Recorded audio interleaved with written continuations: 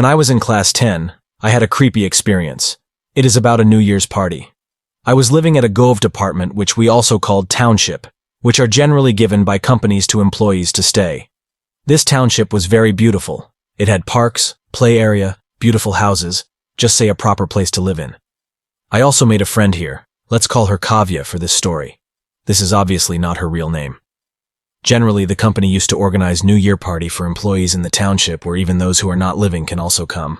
But yeah, only employees and their families. So, on one such New Year party, I saw a very creepy guard who was fat a bit and was continuously staring at me.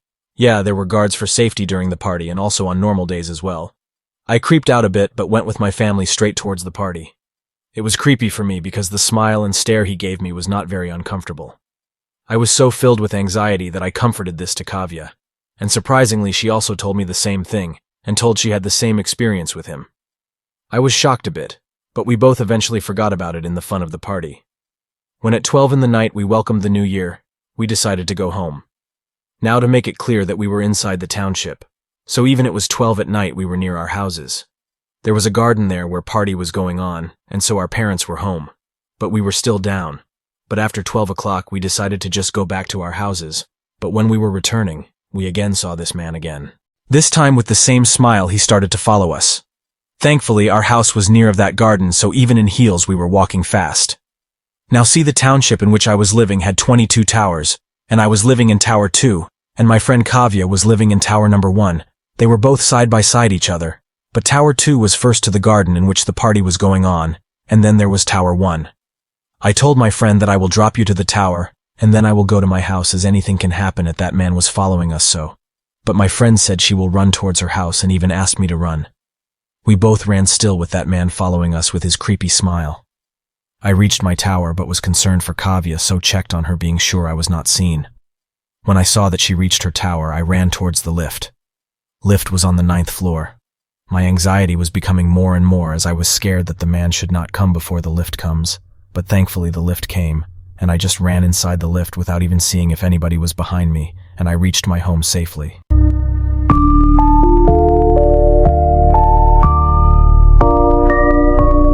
I lived in an old apartment in 2002.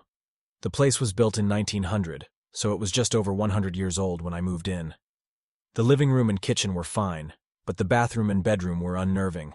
Like I just always felt like I was being watched, especially in the bedroom if the closet door was open.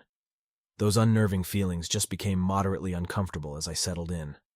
I felt safe in the bedroom, but only if the door was locked. One night I was dead asleep when there was a loud bang on my bedroom door. When I got up the courage to get out of bed, I checked the apartment and all the windows were closed and locked from the inside. The door still had the chain secured. No one was in there. I mentioned the closet in the bedroom. I never liked going in there, and I never liked if the door was open. For some reason, in my head, I would hear gasping noises. So for that reason, the closet stayed closed. A month or more after I was woken to the bang on my door, I was dead asleep. But something woke me up, and it was a pressure on me like being held down. It was pitch black in my room. I couldn't see anything, but I knew some was standing over me. When I could finally turn on a bedside lamp, no one was there. After then, I couldn't sleep in the dark. I had to sleep with a lamp on. That incident scared the life out of me. And after that, the unnerving feeling of being watched intensified. Friends would come over and comment about being uncomfortable in the bathroom, like being watched. It became so uncomfortable for me. When I had the chance to move to another unit, I jumped at it. I packed up and got out. After me, several people rented the apartment, and they would move out within months. I became friendly with the building manager, and I told him that I felt the place was haunted. He kind of laughed it off. Years after, they were renovating the place. Building manager was doing some painting in there. The building owner was there too. I went and checked out the apartment, and it looked nicer. It didn't feel as creepy. I got to talking with the building owner, and through the course of conversation he just throws it out there that a former tenant committed suicide in the closet by hanging themselves. He also mentioned that the original designer of the building lived in that apartment and died in there. I wasn't mad when I heard that, but felt validated that what I experienced was real.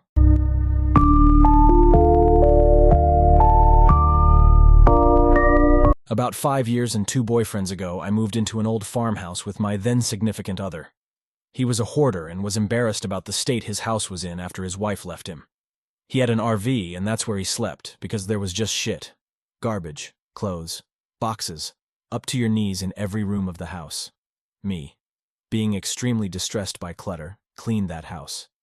Down to cobwebby corners of the ceiling. It took me weeks, but I Murphy's oiled every inch of wood, filled his truck with over 10 loads of garbage. The very first night I was there, things were weird. At that point, I had only cleared part of the living room. The boyfriend snored unbearably loud, so I opted to sleep inside on the couch, while he slept out in his camper. I had just had a fight with my mother, and was lying awake around 4 a.m. fuming about it. I heard my boyfriend come in the back door, muttering to himself as usual. He was opening and closing drawers and cabinets in the kitchen. Figured he was searching for something.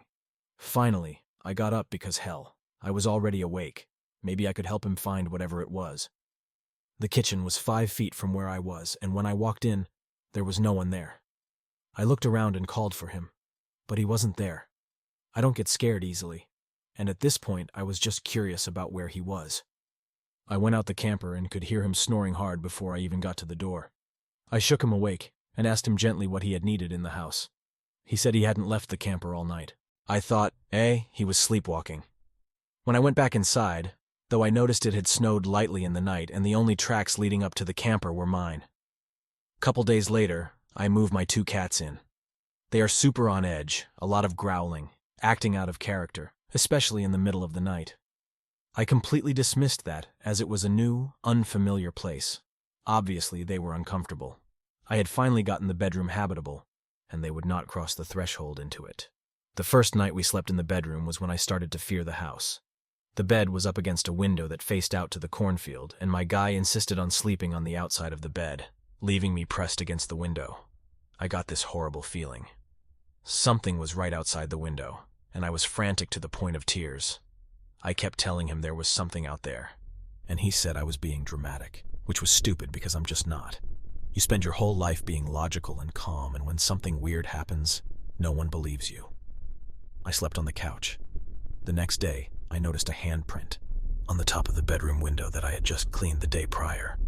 I held my hand up to it, and it was thrice the size of my own hand, bigger than any person's handprint I've ever seen. It wasn't just a print, though.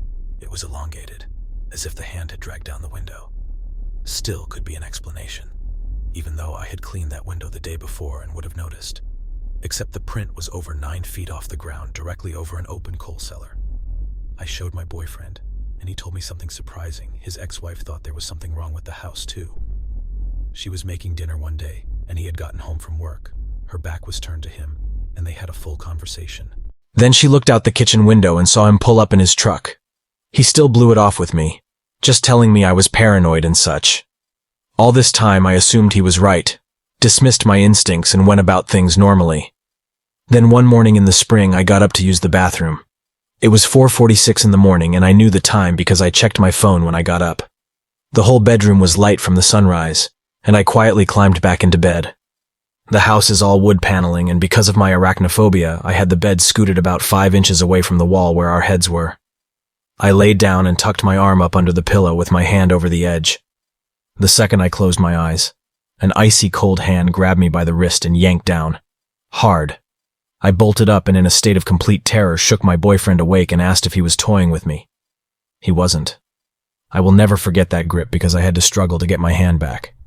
I called my close friend and she said, "You know that there's a cemetery within view of your bedroom, right?" I had forgotten, but being a practical person, it had never occurred to me that there might be a connection. She said, "Let's try something." Came over with a sagebrush and we smudged the house. We were both laughing at ourselves as we did it, but the thing is, nothing weird happened after that. Well, except me falling into a hole in the floor, but I blame that on my own clumsiness. The relationship withered, I moved out, but we remain friends. He says nothing strange has happened since I left.